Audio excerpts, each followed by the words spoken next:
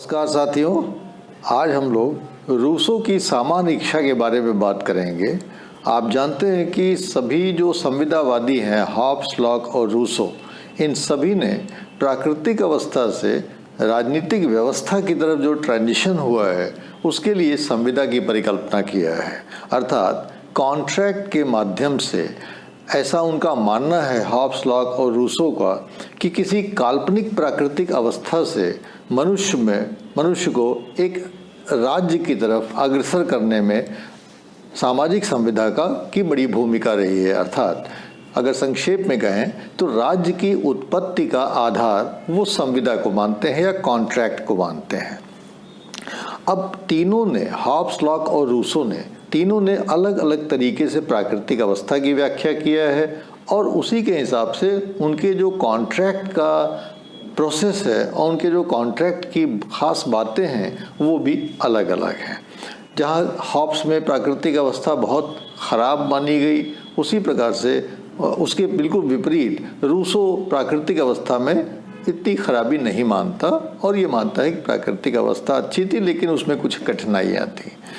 बहरहाल प्राकृतिक अवस्था को समाप्त करने के पक्ष में तीनों ही हॉब्स, लॉक और रूसो रहे हैं और तीनों ने ही राज्य की स्थापना के लिए प्रयास किया है, कॉन्ट्रैक्ट किया है और इसके लिए जिस राज्य की उन्होंने परिकल्पना की वहाँ पे एक संप्रभु राज्य की परिकल्पना की है। अर्थात जो भी राज्य बनेगा वो एक संप्रभु होगा। जैसे हॉब्स ने एक संप्रभु राज्य की परिकल्पना की और उस संप्रभुता में उसने एक वैयक्तिक संप्रभु की परिकल्पना की जो कि एक लेवियाथन हो सकता है, जिसका नाम उसने लेवियाथन रखा। उसकी पुस्तक का नाम भी लेवियाथन था। वहीं लॉक ने अपना राज्य तो बनाया, लेकिन जो राज्य बनाया उस राज्य को तो संप्रभुता दी, लेकिन वहाँ पे एक सरकार की व्यवस्था वो करता है जिसको कि लिमिटेड गवर्नमेंट कहता है, अर्थात उसको सीमित शक्तियाँ देता है और ये कहता है कि व्यक्ति के पास बहुत सारे मौलिक अधिकार रहेंगे या प्राकृतिक अधिकार बचे रहेंगे। वहीं रूसो में हम फिर देखते हैं कि there is a total surrender, जो जिस प्रकार से कि हॉब्स में टोटल सरेंडर है उसी प्रकार से रूसो में भी टोटल सरेंडर है। लेकिन और रूसो भी एक संप्रभु की स्थापना करता है, लेकिन रूसो का जो संप्रभु है वो एक ऐसा संप्रभु है जो कि कोई व्यक्ति नहीं है, कोई संस्था नहीं है, बल्कि वो एक अमूर्त परिकल्पना है। अर्थात एक परिकल्पना है जो कि रूसो जिसको अपना संप्रभु बनाता है। और एक प्रकार से विद्वानों का ऐसा मानना है कि अगर हम ये कहें कि रूसो का जो संप्रभु है, अगर हॉब्स के लेवियाथन के सिर को उसके धड़ से अलग कर दिया जाए, अर्थात राजा एक लेवियाथन है उसका शीर्ष काट दिया जाए और शीर्ष विहीन लेवियाथन जो है उस प्रकार की परिकल्पना अगर कोई है तो वो रूसो के संप्रभु की होती है, जिसको कि रूसो ने जनरल विल की संज्ञा दी है या सामान्य इच्छा के सिद्धांत की सामान्य इच्छा की संज्ञा दी है। तो रूसो में सामान्य इच्छा संप्रभु है, लेवियाथन में हॉब्स में लेवियाथन संप्रभु है। आइए देखें कि ये जो सामान्य इच्छा की संप्रभुता का सिद्धांत रूसो ने प्रतिपादित किया, इसके बारे में बहुत कठिनाइयाँ होती हैं छात्रों को इसको समझने में। इसको सरल ढंग से समझने की आज कोशिश करते हैं। देखिए, पहली चीज़ तो ये है कि हॉब्स में जैसा कि आरोप लगाया जाता है कि हॉब्स ने एक बहुत ही तानाशाह और एक डिक्टेटर, एक निरंकुश संप्रभु को जन्म दिया जिसका कि नाम लेवियाथन था। रूसो के पास जब ये मुद्दा आया कि भाई एक संप्रभु की संरचना तो करनी है, लेकिन वो संप्रभु कैसा होना चाहिए, क्या वो हॉब्स की तरह का लेवियाथन होना चाहिए या कुछ और होना चाहिए? क्योंकि आप जानते हैं कि पॉलिटिकल थियोरी का ये मूल प्रश्न है कि राज्य को कितनी शक्ति दी जाए और व्यक्ति को कितनी स्वतंत्रता दिया जाए। तो शक्ति और स्वतंत्रता का ये संतुलन का जो प्रश्न है, इसको हम नैतिक प्रश्न कहते हैं पॉलिटिकल थियोरी में, इथिकल क्वेश्चन कहते हैं पॉलिटिकल थियोरी में। और इसलिए Rousseau is trying to settle the ethical question in political theory, but he is different from Hobbes. क्या डिफरेंस है, यही सबसे इम्पॉर्टेंट है समझने में, और जब तक आप ये नहीं समझेंगे तब तक आपको रूसो की जनरल विल का सिद्धांत ठीक से नहीं समझ में आएगा। पहली चीज़ तो हमें ये समझनी है कि रूसो पॉलिटिकल फिलॉसफी में और पॉलिटिकल साइकोलॉजी में एमलगमेशन करता है, अर्थात एक सम्मिश्रण करता है, पॉलिटिकल फिलॉसफी और पॉलिटिकल साइकोलॉजी। और इसके लिए वह व्यक्ति को केंद्र में रखता है और व्यक्ति को केंद्र में रख के व्यक्ति की इच्छा का पहले वो आकलन करता है और ये मानता है कि व्यक्ति, प्रत्येक समाज में व्यक्ति के दो रूप होते हैं। पहला रूप तो उसका एक वैयक्तिक होता है, पर्सनल होता है, इंडिविजुअल होता है, वो एक इंडिविजुअल होता है पूरे समाज में, एक तो वो उसका स्वरूप होता है, और दूसरा उसका स्वरूप एक पार्ट ऑफ द कलेक्टिव के रूप में होता है, अर्थात सामूहिकता के या समाज के घटक के रूप में होता है, जिसको उसने कहा कि वो एक सिटीजन है, अर्थात वो एक नागरिक है। अर्थात अगर अपने को भी आप देखें तो आप एक व्यक्ति भी हैं और एक नागरिक भी हैं। और यहीं से रूसो की फिलॉसफी या रूसो की जो जनरल विल है उसकी समझ हमारे अंदर धीरे धीरे डेवलप होती है कि जब कोई शख्स एक व्यक्ति भी है और एक नागरिक भी है तो इन दोनों ही जो उसकी कैरेक्टर्स हैं या दोनों ही उसके जो स्वरूप हैं उसकी इच्छाओं में फ़र्क होता है। क्या फ़र्क होता है कि एक व्यक्ति के रूप में हमारी निहायत वैयक्तिक इच्छाएं होती हैं, वो इच्छाएं स्वार्थपरक हो सकती हैं, वो हम अपने कुछ भी इच्छा कर सकते हैं क्योंकि हम एक व्यक्ति हैं और ये हमारा मनोविज्ञान है। हमारा जो मनोविज्ञान है, हमारी जो साइकोलॉजी है, वो दूसरों को चाहे अच्छा लगे या न लगे, लेकिन हमारी कुछ अंदर से मूलभूत इच्छाएं होती हैं और उन इच्छाओं को हम एक व्यक्ति के रूप में प्राप्त करना चाहते हैं, उन इच्छाओं को हम पूरा करना चाहते हैं, वो हमारा एक वैयक्तिक स्वरूप होता है। लेकिन चूंकि हम अकेले तो नहीं रहते हैं किसी स्थान पर, हमारे साथ एक समाज होता है, चाहे हमारा परिवार हो, चाहे हमारा पड़ोस हो, चाहे हमारा शहर हो, चाहे पूरी मानवता हो या पूरा हमारा राज्य हो। तो उस राज्य में जितने भी लोग रहते हैं उनके एक घटक के रूप में हम रहते हैं, जिसको कि हम कहते हैं कि भाई हम नागरिक हैं, तो हम एक नागरिक के रूप में भी रहते हैं। और जब हम नागरिक के रूप में रहते हैं तो हम केवल अपने बारे में नहीं सोच सकते, हम उस पूरे समाज के बारे में, जैसे हम पूरे परिवार के बारे में सोचते हैं, हम अपने बारे में भी सोचते हैं और अपने परिवार के बारे में भी सोचते हैं, अपने समाज के बारे में भी सोचते हैं। और जब हम अपने परिवार के बारे में या अपने समाज के बारे में सोचते हैं तो रूसो कहता है कि जब आप समाज के बारे में सोचते हैं तो उस समय आप एक सिटीजन की साइकोलॉजी में रहते हैं। जब आप केवल अपने बारे में सोचते हैं तो आप एक इंडिविजुअल की साइकोलॉजी में रहते हैं। तो ये जो इंडिविजुअल साइकोलॉजी और सोशल साइकोलॉजी, इन दोनों का हमें फर्क समझना होगा। और इस फर्क में जो ख़ास बात यह है कि जब हम एक व्यक्ति के रूप में सोचते हैं, कि इंडिविजुअल के रूप में जब हम सोचते हैं, तो जो हमारी इच्छा होती है उसको एक्चुअल विल कहा है रूसो ने, कि वो हमारी तात्कालिक इच्छा होती है कि हम चाहते हैं कि हम ये खाएं, ये पहने, ऐसे रहें, वो देखें, ये सिनेमा जाएं, इसके साथ घूमें, या जो कुछ हमारा मन करे वो करें। ये हमारी निहायत वैयक्तिक इच्छा होती है और हो सकता है कि वो हमारी इच्छा प्रबल हो, हम उसको पूरा करने का प्रयास करें। लेकिन वास्तव में उस इच्छा पे इसलिए विराम लग जाता है कि हम केवल अकेले नहीं होते हैं, हम एक पूरे समाज के घटक के रूप में, एक सिटीजन के रूप में होते हैं। और जब एक सिटीजन के रूप में हम एक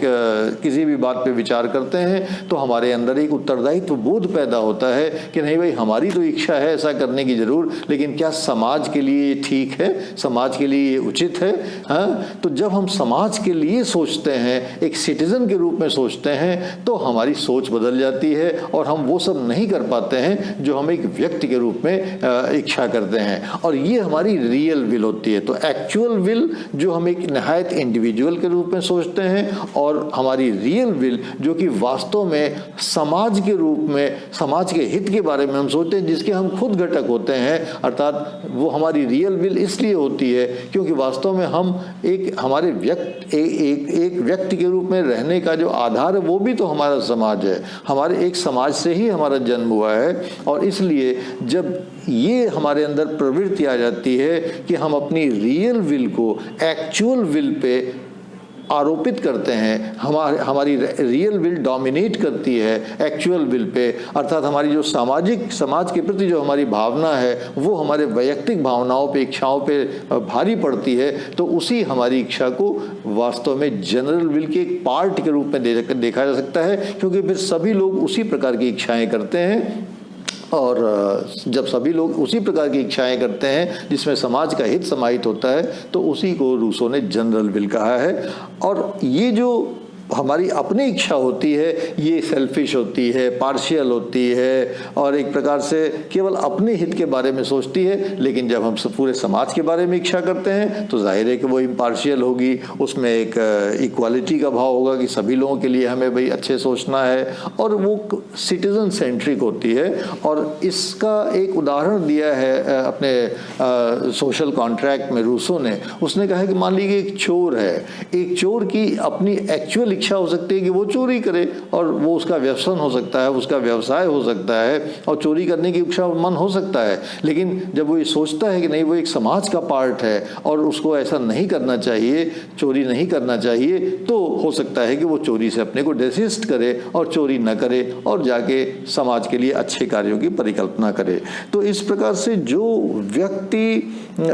समाज को केंद्र में रख के अपने हितों को दरकिनार करके और समाज के हित में सोचता है और ये सोचता है कि हाँ इससे समाज का हित होगा जिसका कि मैं खुद एक पार्ट हूँ, और अगर समाज का हित तो होगा तो मेरा तो हित तो होगा। तो ये एक तरह से आपस में हम अगर देखें तो रॉल्स की जो फिलॉसफी है या रॉल्स का जो कॉन्सेप्ट है वेल ऑफ इग्नोरेंस का, उससे कहीं ये कनेक्ट होता है। जिस तरह से जॉन रॉल्स ने सोचा था कि जब हमको कुछ पता ही नहीं होगा कि हमारा हित किस में है, अहित किस में है, आगे क्या होगा, हमारी क्या स्थिति होगी, और वो एक केवल रैशनल ढंग से सोचता है जिसमें कि वो ये परिकल्पना करता है कि हमारी जो भी स्थिति होगी अच्छी भी हो सकती है, बुरी भी हो सकती है, पता नहीं क्या होगी, इसलिए हम कुछ ऐसे सिद्धांत बनाएं जिसमें कि हमारी जो भी स्थिति हो हमारे साथ न्याय हो। अर्थात वो सिटीजनरी के बारे में सोचता है, वो अपने बारे में नहीं सोचता है कि हमारी क्या स्थिति होगी। उसी प्रकार की कुछ परिकल्पना यहाँ पे जनरल विल में हमको रूसो में दिखाई देती है कि रूसो कहता है कि भले ही लाख हमारा एक इंडिविजुअल व्यक्तित्व हो, हमारी इंडिविजुअल इच्छाएं हों, लेकिन वास्तव में जब हम सिटीजनरी के बारे में सोचते हैं, जब हम पूरे कलेक्टिव के बारे में सोचते हैं, जब हम पूरे समाज के बारे में सोचते हैं, तो उस समय जो हमारी सोच होती है वास्तव में वो जनरल विल से कॉन्ग्रुएंट होती है, जनरल विल से मैच खाती है। और इसीलिए जब तक जनरल विल को हम आधार बना के पब्लिक पॉलिसीज नहीं बनाएंगे, अर्थात सरकार के जो भी निर्णय होंगे जब तक वो सामान्य इच्छा के सिद्धांत को लेकर नहीं चलेंगे, तब तक कोई भी अच्छी नीति, न्यायपूर्ण नीति नहीं बन पाती है। और इस तरीके से हम देखें तो रूसो का जो जनरल विल का कॉन्सेप्ट है वो एक प्रकार से नैतिक सिद्धांतों का निरूपण करता है। और जिस नैतिक सिद्धांतों में एक खास बात यह है कि ये जो जनरल विल होगी, इस जनरल विल के अंतर्गत किसी भी इंडिविजुअल की इच्छा को कोई भी प्रेफरेंस नहीं दिया जाएगा, और केवल जो कलेक्टिव इच्छा होगी सिटीजनरी की, अर्थात सभी नागरिकों की जो सामूहिक इच्छा होगी, और वो इच्छा सामूहिक कैसी होनी चाहिए, जो सारे नागरिकों के या पूरे समाज के हित में जो इच्छा हो, उस इच्छा को उसने जनरल विल का नाम दिया है। और इसी तरीके से इसको हम मॉरल फ्रीडम से कनेक्ट कर सकते हैं कि रूसो के, कि रूसो में जो मॉरल फ्रीडम का कॉन्सेप्ट है, देखिए फ्रीडम में जो रूसो ने एक बड़ी बात कही है, वो ये बात कही है कि one can be force to be free, किसी व्यक्ति को स्वतंत्रता के लिए एक प्रकार से बाध्य किया जा सकता है, फोर्स किया जा सकता है। क्यों ऐसा क्यों कहा रूसो ने? क्योंकि रूसो ने एक मॉरल फ्रीडम का कॉन्सेप्ट दिया है। केवल उसने नेचुरल फ्रीडम या सिविल फ्रीडम की बात नहीं किया है, इकोनॉमिक फ्रीडम की बात नहीं किया है, उसने एक मॉरल फ्रीडम की बात किया है। और रूसो ने जो मॉरल फ्रीडम की बात किया है, नैतिक स्वतंत्रता की बात किया है, उस नैतिक स्वतंत्रता में एक बड़ी खास बात यह है कि वो उसका मानना ये है कि भाई नैतिक स्वतंत्रता का मतलब होता है कि हम जब एक सिटीजनरी के खुद पार्ट हैं तो जाहिर है कि उस सिटीजनरी ने एक लॉ बनाया, और जब वो लॉ बनाया, जब समाज ने एक कानून बनाया, जब जनरल विल को आधार बना के हमने एक कानून बनाया, जिस जनरल विल में कि हमारा अपना रियल विल भी शामिल है, तो जब एक जनरल विल पर आधारित एक कानून बन गया तो उस कानून को मानना तो हमारी बाध्यता है, क्योंकि उस कानून को तो हमने खुद ही बनाया है, उस कानून के बनने में तो हमने खुद ही योगदान किया हुआ है। और इसलिए कोई भी कानून है, उस कानून को वास्तव में हम कह सकते हैं कि वो कानून जो बना है वो समाज के द्वारा बनाया गया है और सामान्य इच्छा पर आधारित है, और चूंकि उस सामान्य इच्छा में हमारा अपना भी रियल विल सम्मिलित है, इसलिए वास्तव में उस कानून को पालन करने की तो हमारी बाध्यता है। कभी कभी ऐसा लग सकता है कि ये रूसो क्या बात कर रहा है कि एक तरफ वो लिबर्टी की बात कर रहा है, फ्रीडम देने की बात कर रहा है, और दूसरी तरफ वो आपको बाध्यता की बात कर रहा है। बाध्यकारिता जहाँ आ जाती है, बाध्यता जहाँ आ जाती है, कोअर्शन जहाँ आ जाता है, वहाँ तो माना जाता है कि शायद वो लिबर्टी के विरुद्ध बात जा रही है। लेकिन रूसो कोअर्शन को भी अलाउ करता है, और इसलिए क्योंकि वो केवल आपको फ्रीडम नहीं देना चाहता है, वो आपको मॉरल फ्रीडम देना चाहता है। A law which you yourself has made, आपने खुद वो कानून बनाया हुआ है, और जिस कानून को आपने बनाया है उस कानून को तो आपके ऊपर लागू करना ही पड़ेगा। या तो आप स्वेच्छा से मानिए क्योंकि वो तो आपने कानून खुद बनाया है, लेकिन अगर आप उस कानून को नहीं मानते हैं, आप उस कानून के उल्लंघन का प्रयास करते हैं, तो obviously you will be coerced, you will be forced to obey that law, क्योंकि उस कानून को आपके ऊपर लागू करने में राज्य को कोई दिक्कत नहीं है, क्योंकि राज्य तो ये मान के चलेगा कि स्वयं आपने उस कानून का निर्माण किया है, उस कानून के निर्माण में आपने योगदान किया है, तब फिर आप पर उसके लागू करने में, उसकी बाध्यता स्थापित करने में कोई दिक्कत नहीं होनी चाहिए। तो इस तरीके से रूसो में अक्सर ये पूछा जाता है कि भाई ऐसा कैसे रूसो ने कह दिया कि one can be forced to be free. Rousseau का जो सोशल कॉन्ट्रैक्ट का चैप्टर 7 बुक 1 है, उसमें उसने साफ कहा है कि one can be forced to be free, अर्थात अगर कोई कानून बना हुआ है जो सामान्य इच्छा के सिद्धांत पर आधारित है और हम उसको नहीं मानते हैं, तो राज्य हमसे ज़बरदस्ती उस कानून को मनवा सकता है, और मनवा के हमारी वो स्वतंत्रता की स्थापना करता है, हमारी स्वतंत्रता को कम नहीं करता। तो अक्सर ये प्रश्न भी पूछा जाता है, तो इसका एक्सप्लेनेशन यही है कि if I have contributed to the making of a law through my real will, therefore I have contributed to the formation of general will, and if I have contributed to the formation of general will, that general will has made a law, and if that general will has made a law, then of course I am a part of that law, I am a part of the making of that law, and therefore the state can implement that law over me very conveniently। उसमें कहीं coercion का element नहीं आता है। अगर हम आपको यहाँ से जॉन स्टुअर्ट मिल से इसकी तुलना करें, तो जैसे रॉल्स के बारे में मतलब उसी तरह जॉन स्टुअर्ट मिल से अगर इसकी तुलना की जाए, तो जॉन स्टुअर्ट मिल ने भी, जिसको कि बहुत बड़ा लिबर्टेरियन माना जाता है कि जॉन स्टुअर्ट मिल एक बहुत बड़ा स्वतंत्रता का हिमायती था, और उसने ये कहा था कि मनुष्य, लिबर्टी का मतलब होता है मनुष्य की अपने शरीर पर और अपने मस्तिष्क पे संप्रभुता होना। तो ये उसको जॉन स्टुअर्ट मिल इस बात को कहता है। लेकिन वो एक बहुत इंटरेस्टिंग एग्जाम्पल ये देता है कि मान लीजिए कि मैं एक पुल क्रॉस कर रहा हूँ, कोई व्यक्ति एक पुल क्रॉस कर रहा है और पुल टूटा हुआ है, लेकिन उस व्यक्ति को नहीं पता है कि वो पुल टूटा हुआ है, और आपको पता है कि वो पुल टूटा हुआ है, और आप जानते हैं कि अगर वो उस पुल पर से जाएगा तो वो गिर जाएगा, लेकिन उसको नहीं पता है और वो जल्दी में है, वो तेज़ी से उस पुल से जा रहा है। तो जॉन स्टुअर्ट मिल कहता है कि चूंकि वो व्यक्ति नहीं जानता है कि उसकी रियल स्वतंत्रता क्या है, रियल जो उसकी रैशनैलिटी, उससे ये थोड़ी कहेगी कि तुम पुल क्रॉस कर जाओ, गिर जाओ, मर जाओ। उसकी रियल इच्छा तो यही होगी ना कि वो जो है सेफली पुल को क्रॉस कर जाए। लेकिन चूंकि वो जानता ही नहीं कि पुल टूटा हुआ है, तो जो व्यक्ति जानता है, अर्थात राज्य अगर जानता है कि वो पुल क्रॉस करने से वो व्यक्ति गिर जाएगा, मर जाएगा, और मरना उसकी रियल इच्छा नहीं है, जिंदा उस पुल को सही सलामत क्रॉस करना उसकी रियल इच्छा है, तो he can be forced to be free. अर्थात जॉन स्टुअर्ट मिल भी यही बात करता है। तो अगर आप देखें तो बहुत इंट्रीगिंग थिंग्स हैं, जो लिबर्टेरियन थिंकर्स भी हैं, जो लिबरल थिंकर्स भी हैं, जो लिबर्टी के मसीहा माने जाते हैं, उनके थिंकिंग में भी, चाहे वो रूसो हो, चाहे वो जॉन स्टुअर्ट मिल हो,